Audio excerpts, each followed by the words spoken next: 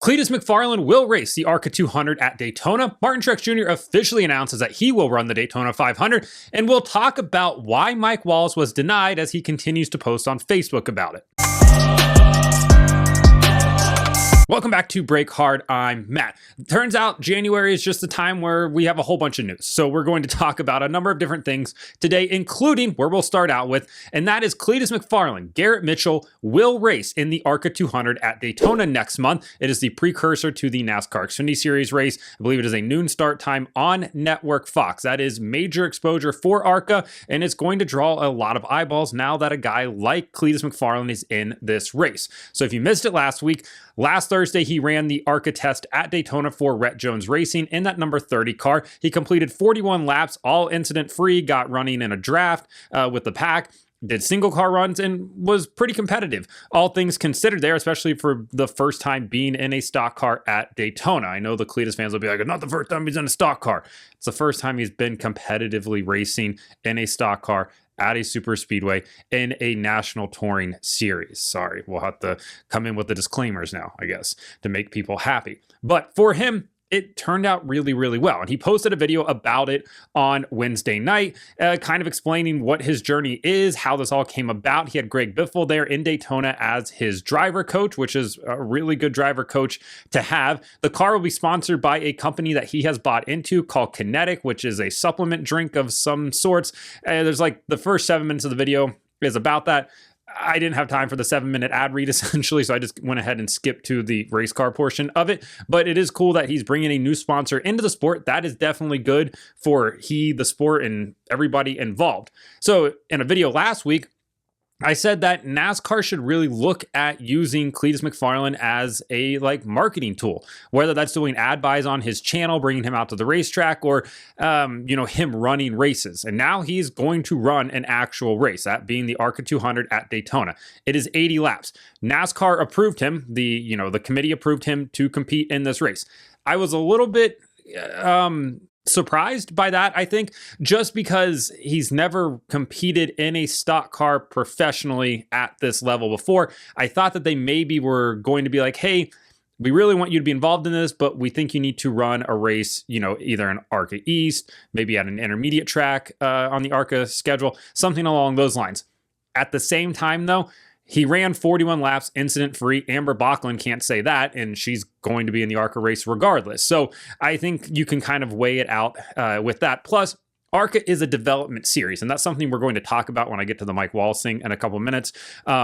It's a development series. It's a place where you're supposed to learn, and this is the learning ground for that. So there's nowhere he can go to get this experience that's below ARCA. So I'm perfectly fine with them wanting to do that. Plus, when you watch some of the Cleetus videos, whether it's him flying his plane, him flying a helicopter, or when things get serious, he's serious in the moment. He treats it as something that is serious, and I think that goes a long way into showing that you're going to be competent on the racetrack. You're not going to do something stupid, and you're not going to put others in harm's way. So he's going to run the ARCA 200 at Daytona. Like I said, it will be on Network Fox, February 15th.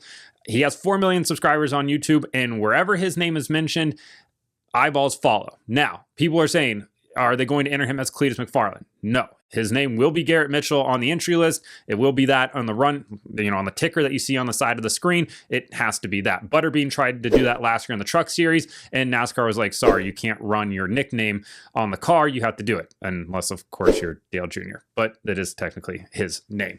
So we'll see how all of it plays out for Cleetus, but I think it's good for ARCA. It's going to be a ton of exposure for them since they're already on Network Fox 2, and hopefully this is the build-up for something more with Cleetus. He did say at the end of his video that his goal is to be in the 2027 Daytona 500, which means that we are going to see him, if that's his goal, be in more ARCA races, in more Xfinity/truck races as well. I guess we'll see how he does when we get down to Daytona, but I wasn't going to go to the ARCA race on Saturday.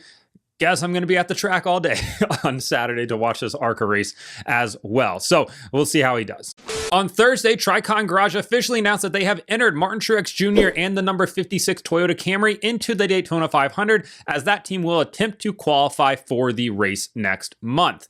Tricon, this will be their first ever attempt at a NASCAR Cup Series start for Martin. He wanted to run the Daytona 500 again. He is reuniting with his former crew chief, Cole Pern, who will be atop the pit box for this race. Bass Pro Shops will be the sponsor on the car, and the car and team will have a technical support and technical alliance with Joe Gibbs Racing. That is not a shock there at all.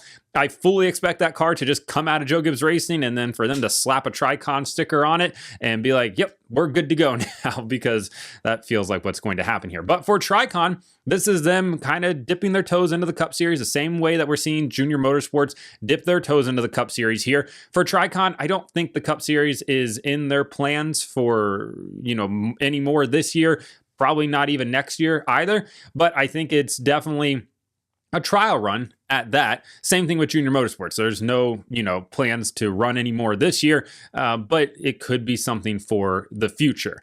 I think it's cool to see another new team come into the sport. I think it's a good thing to have another competitive car in this race. There will be cars going home now. We now have more cars on the official entry list than we have spots for, and that's a good thing.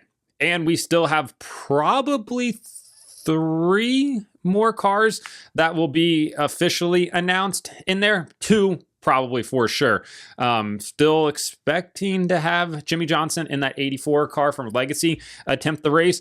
The fact that it hasn't been announced yet is a little bit curious. Of course, we still have the 66 car over at MBM, and whether or not they will find a driver to replace Mike Wallace, and then probably the 15 car at Rick Ware Racing, just because making this race does pay a decent amount of money, and teams are willing to take that risk, especially if they have somebody that has some money behind them to help foot the bills and subsidize some of those costs.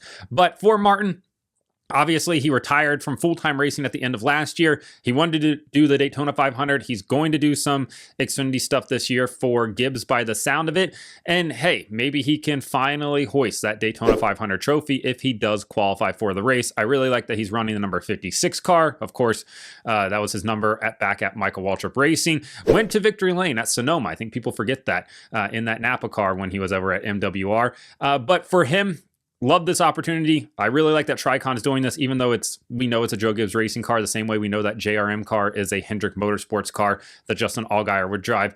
Either way, more competitive cars is never a bad thing at all. All right, let's talk about Mike Wallace real quick, because in typical 65-year-old guy fashion, he is ranting on Facebook because that's what they do best. So if you're not familiar with what happened here, Mike Wallace announced last week that he would attempt to qualify for the Daytona 500 with MBM in that number 66 car. Mike Wallace is 65 years old. He has not been in a NASCAR Cup Series car since 2015 when he ran the Daytona 500. So that is a decade off, a decade of not being in a competitive race car. Hasn't done any competitive racing in quite some time. Mike said that he reached out to NASCAR president Steve Phelps and said, hey, is it okay if I run this? And Steve said, I don't think it's a problem, but I'm going to pass it on to the committee. Mike took that as, hey, I've been approved, went ahead and announced it, went on SiriusXM NASCAR, was like, yeah, we're going to run this. I reached out to them. They said, not a problem. And then this week, NASCAR comes out and says, hey, competition committee is not going to approve Mike Wallace to run this race. A decision I am actually in favor of, because like I said, 65 years old, hasn't been in a cup car in 10 years, hasn't done any competitive racing in recent years. I think it's just too much of a liability to put him out on the racetrack. Now, Mike Wallace thinks that it is a personal attack on him.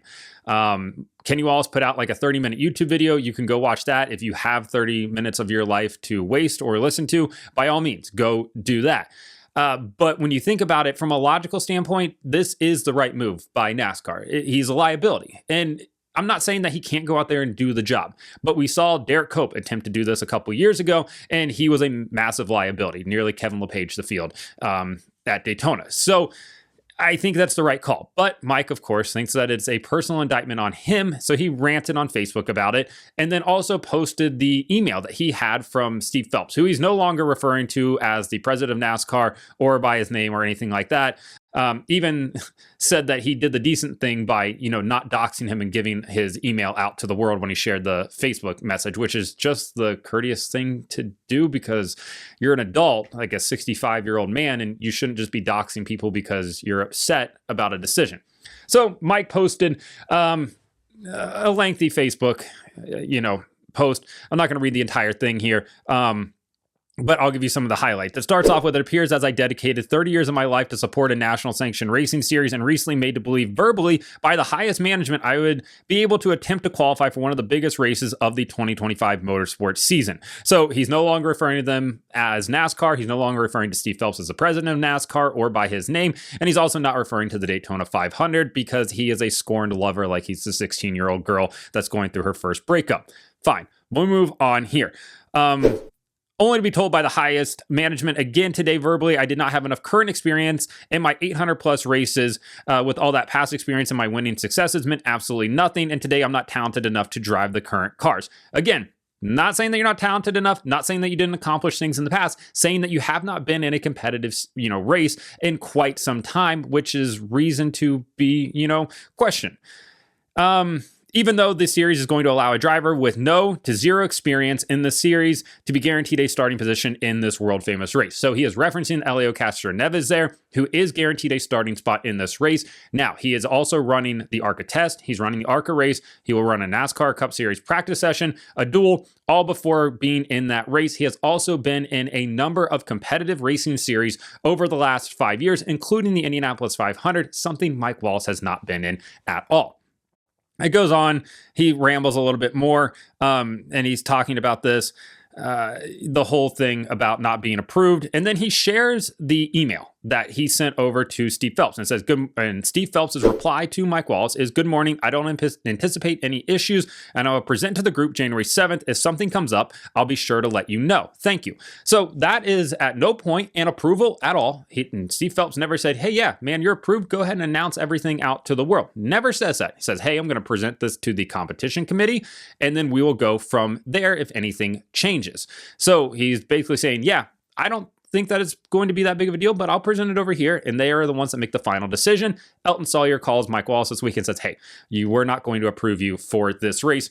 Again, the right call. Now, some of you are going to bring up the fact that Cleetus McFarland is going to be able to race in the ARCA race despite never having raced in a stock car race before at a national level.